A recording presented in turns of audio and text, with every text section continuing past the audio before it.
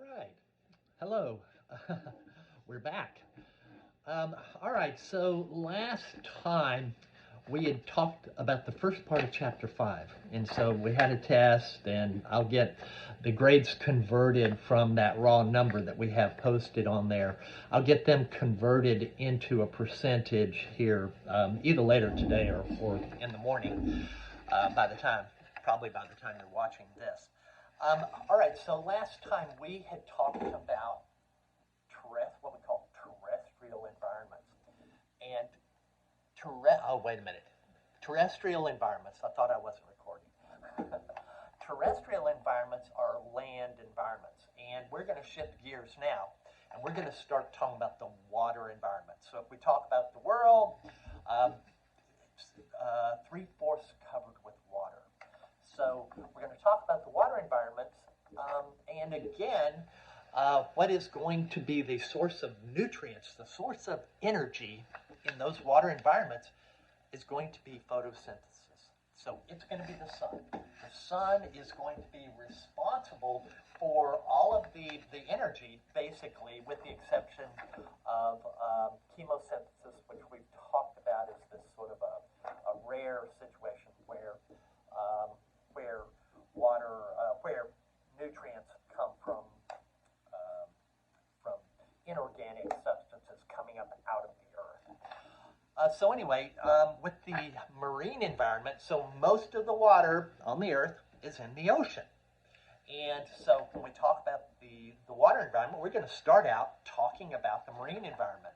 Now, in your PowerPoint package where I have this video posted, you have a picture of the world.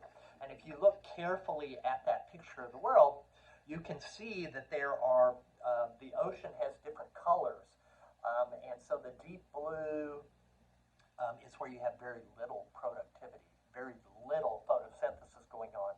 And the lighter colors, the more green colors, are going to be where you have more photosynthesis.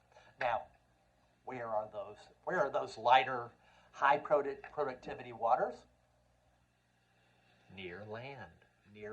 So if you look at the picture, you can see they are near land, and that's not a surprise because we have nutrients that are coming off of the land. So the dark blue in the picture has very little photosynthesis, and the lighter blue and the greens have the high levels of photosynthesis. So we'll talk here on one of the next few slides, we'll talk about how incredibly deep the ocean is. The ocean is over 35,000 feet deep, and light does not penetrate very far into the ocean. So we have said we are dependent on photosynthesis as the source of energy for marine environments, just like terrestrial environments, and just like we'll talk about other water environments. Photosynthesis is the ultimate source of energy on Earth. So in the marine environment, the organism that is responsible for photosynthesis is something we call phytoplankton. And these are little microscopic mostly single cell organisms, little tiny plants basically. And where they are found is in what we call the photic zone, the top 20 meters. I said the ocean can be 35,000 feet deep.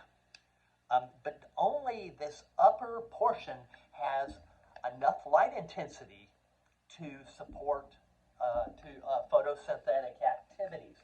So we have this photic zone.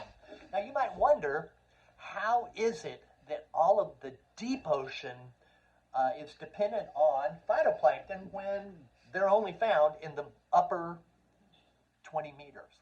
Well, we have something we call, I think we refer to it as marine snow. Yeah, I was trying to remember the term.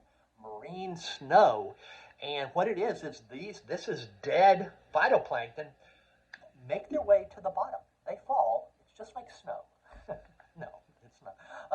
They fall to the bottom, and they are the source of energy throughout the water column, all the way to the bottom.